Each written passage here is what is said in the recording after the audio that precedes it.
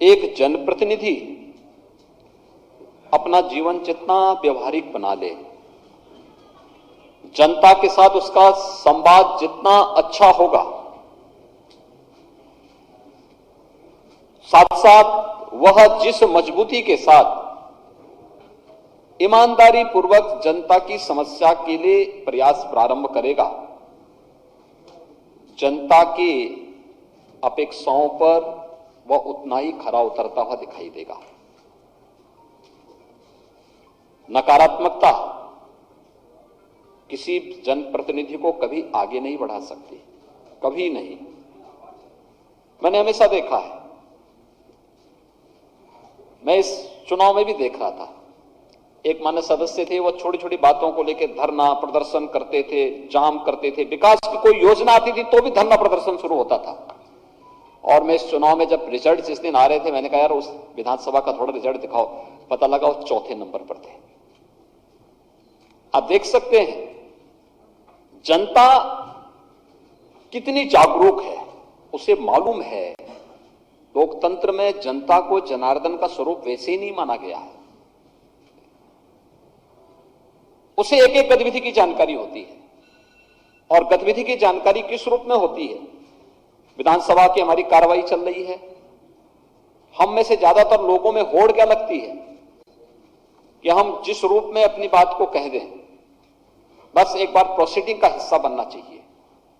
लेकिन याद रखना, अगर आपकी बात नकारात्मक है, नेगेटिव है, तो जनता भी उसको नकारात्मक भाव के साथ ही लेती है।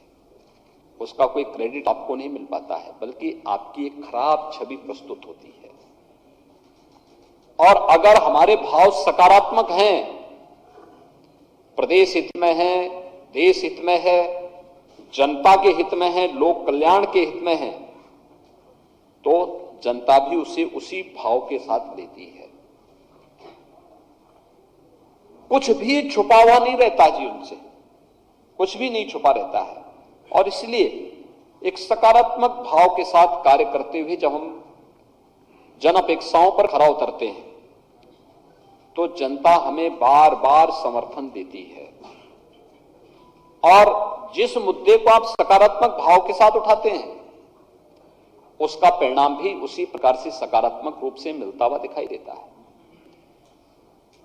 मैं आपके सामने कुछ उदाहरण जरूर दूंगा। मैं 1998 में गोरखपुर से सांसद बना। उस समय तक पिछले 20 वर्षों से गोरखपुर और उसके आसपास के क्षेत्रों में एक बीमारी थी जिसमें 1 से लेकर 15 वर्ष तक के बच्चे उसकी चपेट में आते थे। हजारों की संख्या में मौतें होती थी। गोरखपुर और बस्ती कमिश्नरी में एकमात्र एक मेडिकल कॉलेज गोरखपुर में था, वह भी जर्जर स्थिति में था। 1998 में मैं सांसद बना। सांसद बनने के बाद मेरे पास पहली बार ये मामला आया। मुझे एक कार्यकर्ता ने फोन किया कि मेडिकल कॉलेज में बहुत सारे बच्चे एडमिट हैं, उनकी स्थिति बहुत खराब है, आप एक बार आके देखते।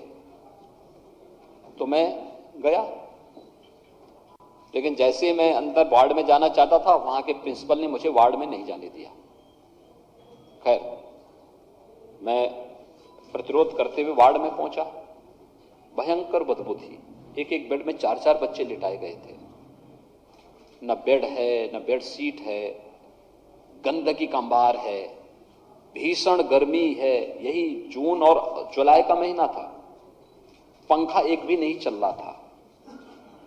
एसी की बात तो दूर थी, और बड़ी भयंकर बदबू थी। मुझे पसीना आने लग गया। मेरे साथ के जितने लोग थे सबको पसीना आने लग गया, सब बाहर भाग गए।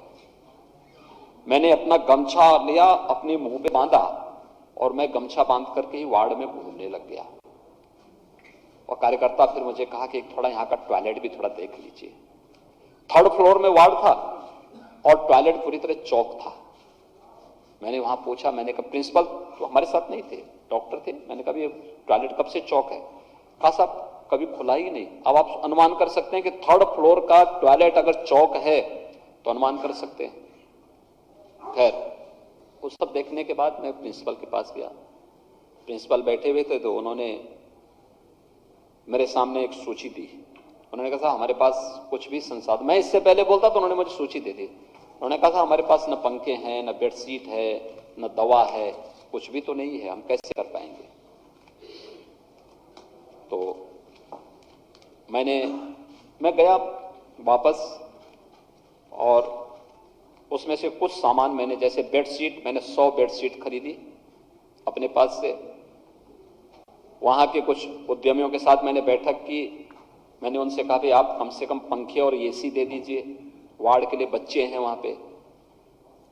उन्होंने कुछ एसी पंखे दिए। फिर ऐसे ही कुछ अन्य सामान, बेड्स वगैरह कुछ मैंने लिए और मैं तीसरे दिन एक ट्रक में भर करके लेकर के मेडिकल कॉलेज गया। मैंने वहां के प्रशासन को सौंपा। मैंने कहा इसको आप लीजिए, इसको आप चलाइए। फिर मैंने तब तक प्रदेश के मुख्यमंत्री, उस समय माननीय कल्याण सिंह जी थे, मैंने उनको फोन किया। मैंने कहा ऐसी ऐसी स्थिति है और कैसे इसका। उन्होंने कहा मैं क्या कर सकता हूं। मैंने कहा देखिए, सबसे पहला तो यहां पे सब गरीब बच्चे हैं। इंसेफ्लाइटिस से जो मौत होती थी 90% बच्चे अनुसूचित जाति और अल्पसंख्यक समुदाय के थे। तो मैंने कहा इनकी आर्थिक स्थिति बहुत खराब है, उपचार नहीं करा सकता कोई व्यक्ति, क्योंकि उस समय तक दवा लोग खरीदते थे, फ्री में उपचार की व्यवस्था हो जाए।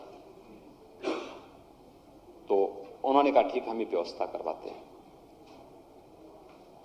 ये एक सामान्य प्रक्रिया प्रारंभ हुई। पूरी जानकारी मैंने ली। मैंने संसद में इस मुद्दे को उठाने का प्रयास किया, मुझे परमिशन ही नहीं मिली। एक बार प्रयास किया, नहीं मिला। दूसरी बार प्रयास किया, नहीं मिला। तीसरी बार प्रयास किया, नहीं मौका मिला। मैं स्पीकर से मिला। स्पीकर ने कहा कि देखिए आपकी सरकार है और आप अपनी सरकार के खिलाफ कैसे इस मुद्दे को उठा सकते हैं। मैंने कहा मुद्दा उठाने, मैं किसी खिलाफ नहीं बोल रहा हूं, मुझे केवल सदन में इस बात को रखना है। प्रमोद महाजन जी उस समय संसदीय कार्य मंत्री थे। मैंने उनके सामने इस बात को रखा। उन्होंने कहा नहीं, मौका नहीं मिल पाएगा। मैं स्पीकर से जिद किया। मैंने कहा मुझे आप मौका दे दीजिए। उन्होंने कहा मैं 1 मिनट का मौका दूंगा। मैंने कहा 1 मिनट नहीं, आधा मिनट का दीजिए, मुझे इसमें मौका मिलना चाहिए। अगर आपको मेरी बात में दम लगता हो तो मुझे मौका देना, नहीं लगता है तो मुझे बिठा देना। अब आश्चर्य करेंगे कि मुझे केवल वहीं से मौका मिला। 2 मिनट का समय उन्होंने दिया। 2 मिनट के अंदर मैंने लक्षण बताने शुरू किए तो कुशीनगर से लेकर के और सहारनपुर तक के जितने सांसद थे सब खड़े हुए। सबने कहा साहब ऐसी बीमारी हमारे यहां भी है। उस समय अमेठी के सांसद भी खड़े हुए, डॉक्टर संजय सिंह वहां से सांसद थे। सहारनपुर से एक नकली सिंह, बहुत वरिष्ठ सदस्य थे, वो सांसद थे। ऐसे ही अलग अलग सांसद खड़े हुए। पीलीभीत से श्रीमती मेनका गांधी सांसद थी, वो भी खड़ी हुई। कहा तो हमारे यहां भी बीमारी है। और फिर इस पे चर्चा करने का समय मुझे मिला। कॉलिंग अटेंशन में आधे घंटे की चर्चा का मौका मिला और फिर ये चर्चा आगे बढ़ती गई। भारत सरकार ने टीम भेजनी शुरू की। कार्य प्रारंभ हुआ, वैक्सीनेशन शुरू हुआ। वायरल ने अपना नेचर बदला, चलती रही और हम लोग भी हिम्मत नहीं हारे। 1998 से जिस यात्रा को हमने प्रारंभ किया था, ठीक 20 वर्ष यानी 19 वर्ष के बाद मुझे मुख्यमंत्री बनने का जब अवसर प्राप्त हुआ, मैंने प्रदेश में अंतर विभागीय समन्वय बनाया। और मित्रों, आज इंसेफ्लाइटिस के 95% मौतों को हम लोगों ने कंट्रोल कर लिया। एक बेहतरीन मॉडल है, ये बेहतरीन मॉडल है देश और दुनिया के लिए। कैसे इसको नियंत्रित किया जा सकता है, इसका एक मॉडल यह एक खड़ा हुआ है। और वही मॉडल जो हम लोगों ने अंतर विभागीय समन्वय के माध्यम से आगे बढ़ाया, आज वही मॉडल है जिसमें उत्तर प्रदेश ने कोरोना कालखंड में देश के अंदर बेहतरीन प्रदर्शन करके दिखाया है। वही अनुभव, अंतर विभागीय समन्वय, एक एक अलग अलग विभाग को उसके साथ जोड़ने का कार्य और यूपी के मॉडल की इसीलिए सर्वत्र सराहना भी हुई है। फील्ड में रहकर जब हम काम करेंगे बहुत सारी व्यवहारिक जानकारियां हमें प्राप्त होती हैं। सार्वजनिक जीवन में याद रखना, व्यक्ति का धैर्य, शालीनता और उसका धैर्य हमेशा उसको आगे बढ़ाता है। उसका उतावलापन, उसका ठेके पट्टे के प्रति अनुराग, उसका हर एक मामले में हस्तक्षेप करना हमेशा उसके पतन की ओर लेके जाता है। हमने देखा है जितने उदंडता करने वाले लोग थे, संसद में ही मैं देखता था और विधानसभा में मैंने पिछली बार देखा, वो सब लुढ़कते चले गए। सबकी छुट्टी जनता जनार्दन करती गई। लेकिन सकारात्मक सोच के साथ जिन लोगों ने अपने कार्यक्रम को आगे बढ़ाया, जनता ने उनको हाथों हाथ लिया है। अगर उत्तर प्रदेश में जातिवाद की राजनीति सच है तो सुरेश खन्ना 9वीं बार कैसे विधायक बन गए? इनके तो जाति का 1000 वोट भी शाहजहांपुर में नहीं है। हमारे स्पीकर 8वीं बार विधायक बने हैं, इनके तो जाति का वोट नहीं है, लेकिन फिर भी बन रहे हैं। जन अपेक्षाओं पर कसना, अपने आप को कसना, अपने आप को तैयार करना और फिर उसके अनुरूप, जन भावनाओं के अनुरूप विकास के कार्यों को आगे बढ़ाना आवश्यक नहीं। आपने कोई प्रस्ताव दिया है कि एक ही बार में सब हो जाएगा, और आज तो इतनी योजनाएं हैं हर एक विधानसभा के लिए। यहां पे हमारे विपक्ष के जुड़े हुए तमाम मित्रगण हैं, मैं उनसे भी बोलूंगा कि विकास कार्यों में हमें राजनीति को आड़े नहीं आने देना चाहिए। अगर विकास कार्य आपकी विधानसभा क्षेत्र में हो रहा है, आपको उसे हाथों हाथ लेना चाहिए। आप हाथों हाथ लीजिए उसको, आपको उन कार्यक्रमों में जाना चाहिए, जनता को लाभ हो। आपका उद्देश्य भी और हमारा उद्देश्य भी एक ही है कि जनता का हित होना चाहिए, जनता को इसका लाभ मिलता हुआ दिखाई देना चाहिए। और अगर आप उन विकास की योजनाओं के साथ जुड़ करके जनता के बीच में जाते हैं तो उसका श्रेय तो आपको मिलना है, उसका श्रेय बीजेपी को या बीजेपी के सहयोगी दलों को थोड़े मिलना है, क्योंकि आपकी विधानसभा है, आप इस समय विधायक हैं, जनता ने आपको चुना है। अगर विकास के कार्य वहां हो रहे हैं तो उन कार्यक्रमों को अगर हम वहां बढ़ाने का कार्य करते हैं तो मुझे लगता है कि यह एक बहुत महत्वपूर्ण उपलब्धि आपके साथ जुड़ती है। लेकिन हम अक्सर देखते हैं कि वह न केवल तटस्थता बनाते हैं मंत्रियों से, बल्कि वह तटस्थता बना देते हैं विकास के कार्यों से भी। और फिर उनके सामने भी संकट खड़ा होता है जब चुनाव आते हैं, और चुनाव के दौरान फिर जो संकट खड़ा होता है वो सबके सामने है। और इसलिए मैं आप सबसे अनुरोध करूंगा कि एक तो जनता के प्रति हमें केंद्र और प्रदेश सरकार की लोक कल्याणकारी योजनाओं को ईमानदारी के साथ उन तक पहुंचाने के लिए अत्यंत संवेदनशील बनना पड़ेगा। ठेके पट्टे या किसी भी इस प्रकार के उससे अपने आप को दूर करना पड़ेगा। ट्रांसफर पोस्टिंग जो उत्तर प्रदेश में बदनामी का कारण था, इससे उतनी ही दूरी बनानी पड़ेगी। मेरिट के आधार पर कार्य हो, इसके बारे में अधिकाधिक जोर देने की तरफ आगे बढ़ना पड़ेगा और एक आदर्श जनप्रतिनिधि के रूप में अपनी एक छवि को प्रस्तुत करना पड़ेगा। और मैं तो विधानसभा से कहूंगा, माननीय अध्यक्ष जी से कहूंगा कि हमारा प्रयास हो कि कम से कम 1 या 2 सदस्य विधानसभा में जो अच्छे हों, एक तो हम नए सदस्यों को बोलने का मौका जरूर दें। अक्सर क्या होता है, देखिए पिछली बार हमने 3 ऐसे सेशन चलाए थे इस विधानसभा के जो अपने आप में देश के अंदर मॉडल बने थे। जैसे सस्टेनेबल डेवलपमेंट गोल पर 36 घंटे तक सदन चला था। इसके पीछे चलाने का हेतु 2 था। एक, प्रधानमंत्री जी ने जो एक लक्ष्य हम सबके सामने दिया है, पूरे देश के सामने दिया है कि सतत विकास के लक्ष्यों को प्राप्त करने की दिशा में हमें क्या कुछ करना है। और उस चर्चा में मैंने देखा कुछ सदस्य ऐसे थे जो 36 घंटे तक सदन में बैठे रहे, और उसमें से काफी सदस्यों ने चर्चा में भाग लिया,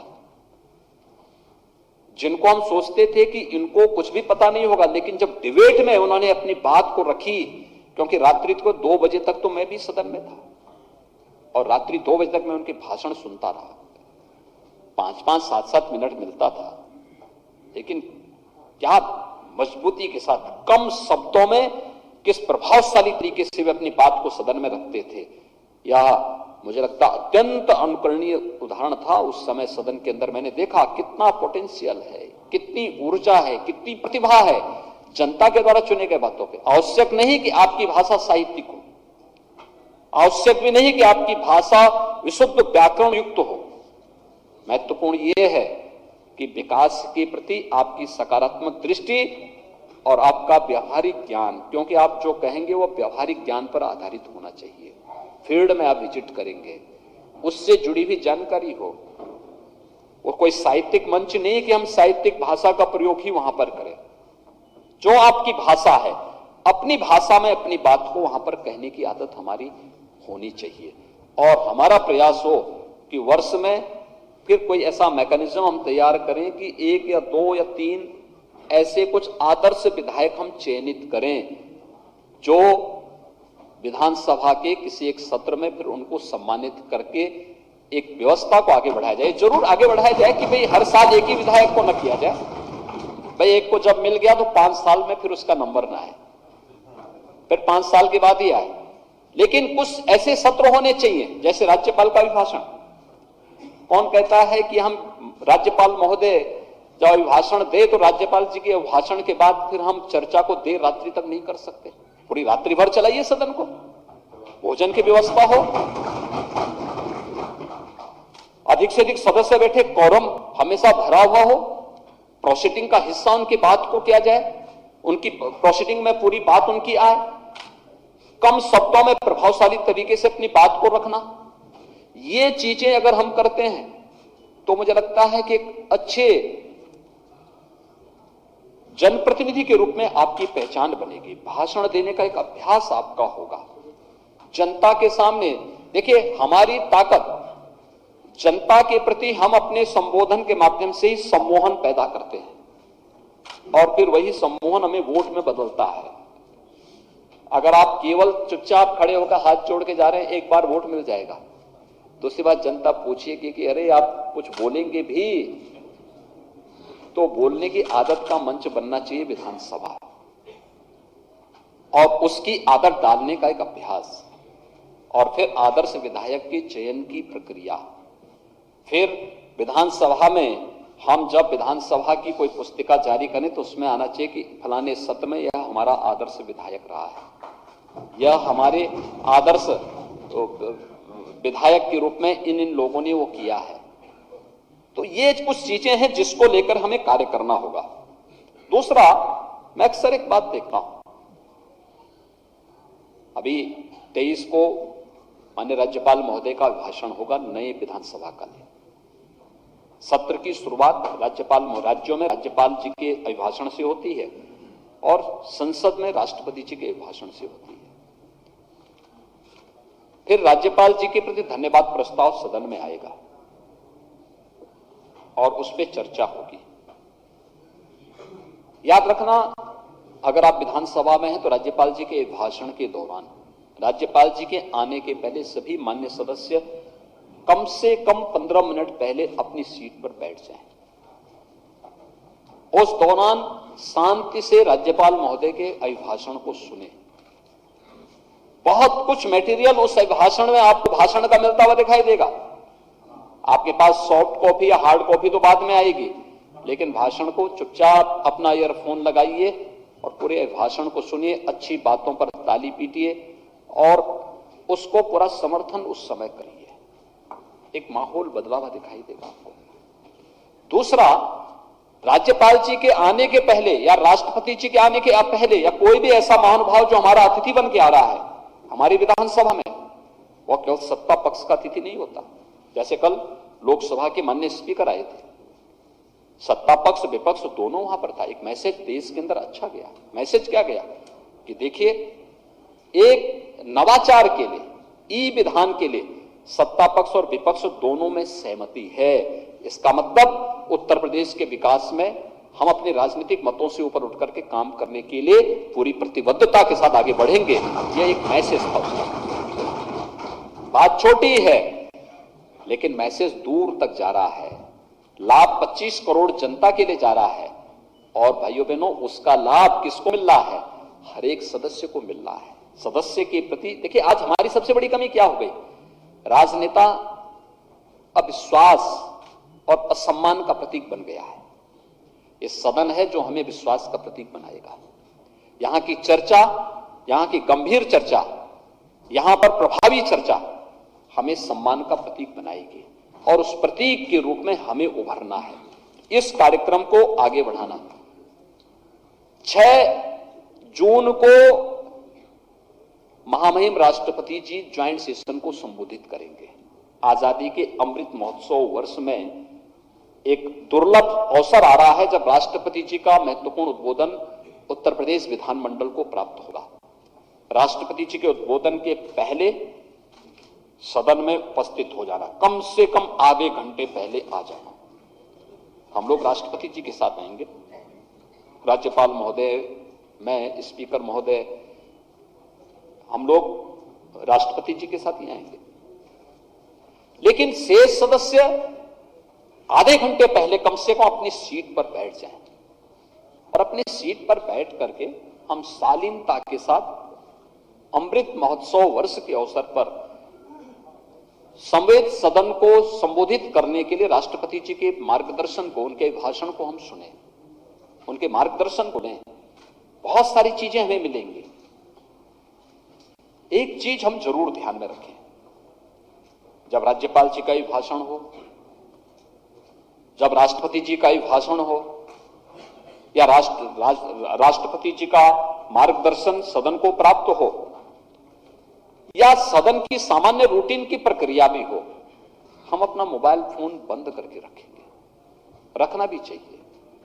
ये बड़ी, यानी जब चर्चा के दौरान या राज्यपाल जी के भाषण के दौरान या राष्ट्रपति जी का जब वहां पर मार्गदर्शन प्राप्त होगा और मोबाइल फोन की घंटी बजती है, बड़ी अशिष्टता नजर आती है बाहर, लोगों के पास उसका मैसेज अच्छा नहीं जाता, सदस्यों के प्रति लोगों के मन में असम्मान का भाव पैदा होता है, हमारी पूरी गंभीरता को पूरी तरह डाइल्यूट कर लेता है। मोबाइल फोन, हमारा प्रयास हो कि हम सदन के अंदर लेकर के ना आए, लेके आ रहे हैं बंद करके रखें। कोई इमरजेंसी है तो आप उसको इस रूप में रखें कि जिससे उसकी घंटी की आवाज वहां ना आने पाए, साइलेंट मोड पर रखें उसको।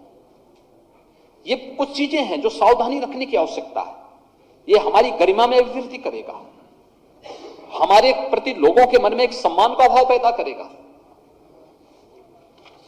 आज हम लोग जाते हैं, लोग सम्मान के भाव से क्यों देख पाते हैं? अगर मैं भी अन्यों की तरह करता, लोग मुझे भी राह चलते हुए गाली देते।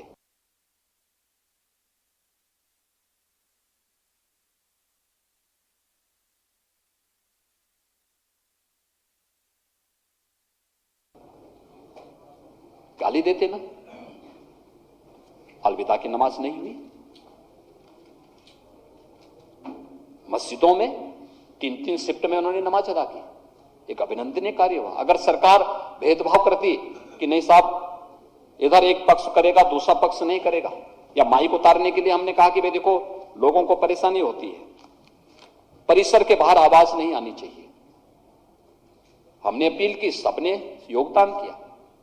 मैं कल से देख रहा हूं, परसों मैंने अपने दोनों डिप्टी सीएम के साथ मिलकर के एक वीसी की थी, वीडियो कॉन्फ्रेंसिंग की थी। मैंने कहा भी जितने माइक उतारे गए हैं हमारा प्रयास हो दोबारा ना लगे, और जो उतारे गए ये विद्यालयों को दान दे दिए जाए। कल से लोग दान देना शुरू कर दिए। लोगों को मालूम है कि यह एक तरफा नहीं है, सबके लिए समान रूप से लागू हो रहा है। और ऐसे ही मोबाइल फोन का मामला है या कोई भी इस प्रकार का मामला है, ये हमें सबके लिए लागू करना है, समान रूप से लागू करना है। प्रदेश की एक छवि बनानी है।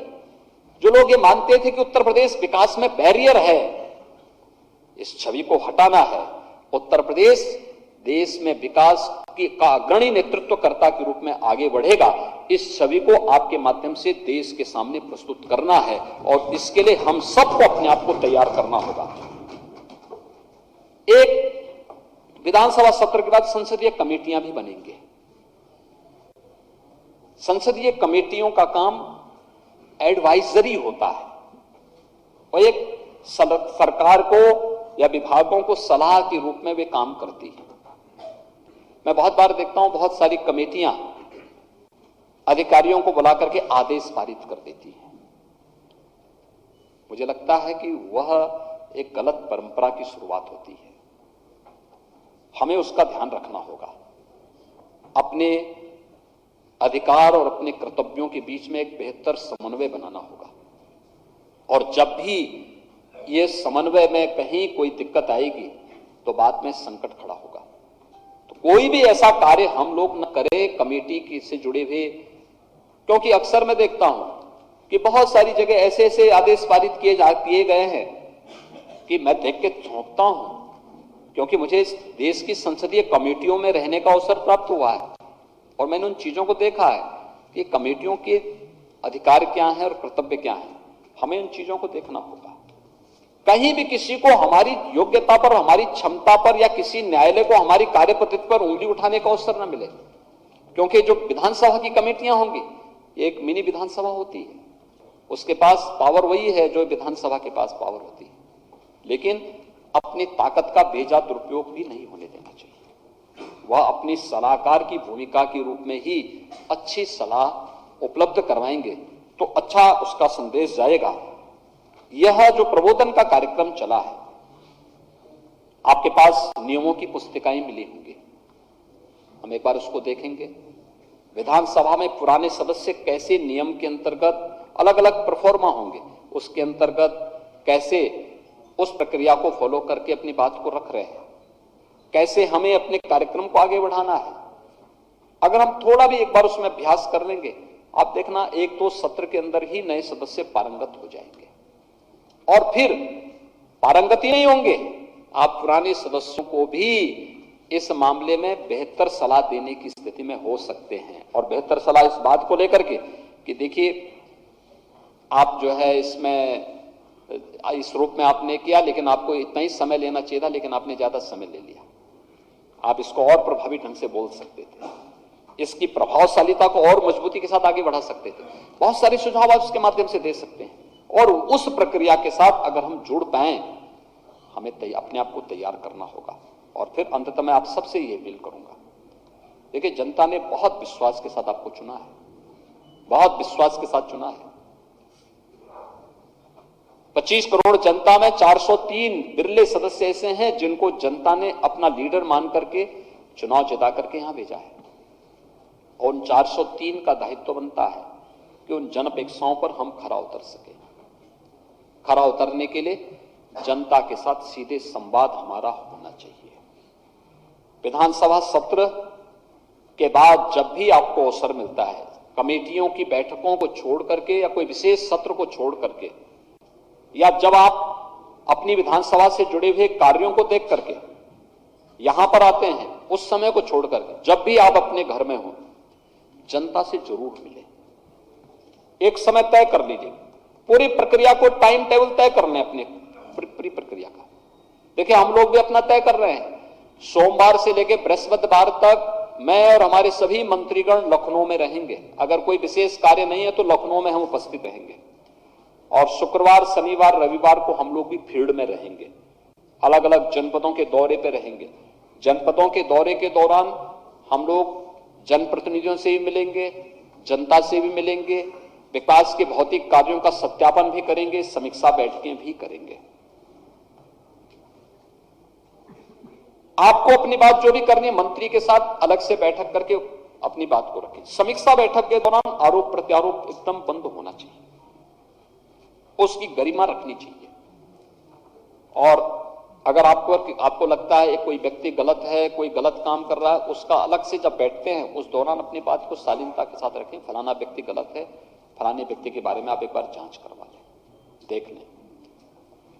लेकिन जब आप बैठक के दौरान, समीक्षा बैठक के दौरान इस प्रकार के मुद्दों को उठाते हैं, माहौल वहां का बड़ा विषाक्त होता है, और जो फोकस पॉइंट होते हैं उससे ध्यान डाइवर्ट हो जाता है।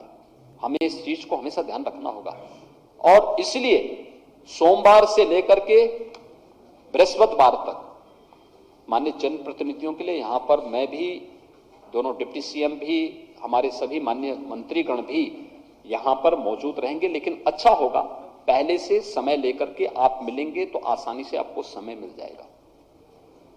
दूसरा, शुक्रवार से लेकर के रविवार तक 3 दिन तक फील्ड में किसी न किसी जनपद में कोई ना कोई मंत्री विभागीय कार्य से, सरकारी दौरे के तहत वहां पर रह करके जनप्रतिनिधियों के साथ भी और अन्य लोगों से भी मुलाकात करेंगे।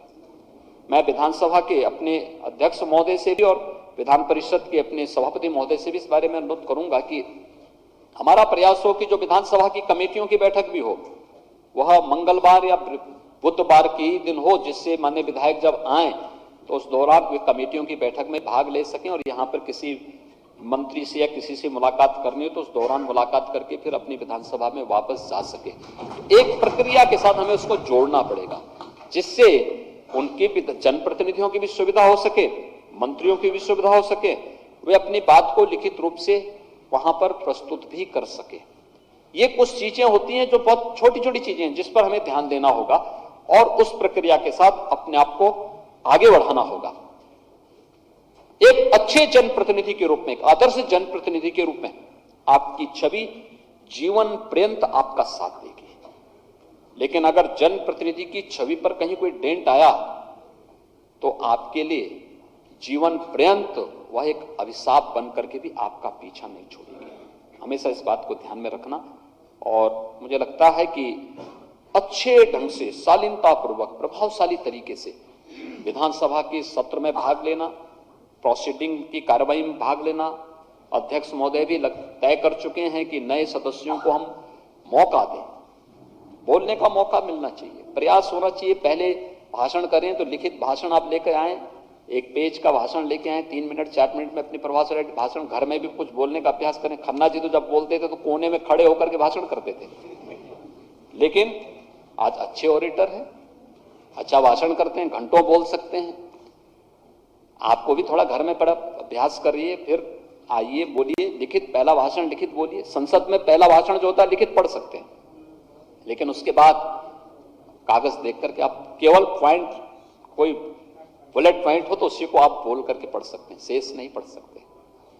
और हमारा अभ्यास प्रयास होना चाहिए कि विधानसभा में भी जब आपका भाषण हो, अभ्यास करके कम शब्दों में प्रभावशाली तरीके से अपनी बात को रखने की आदत हमें डालनी पड़ेगी।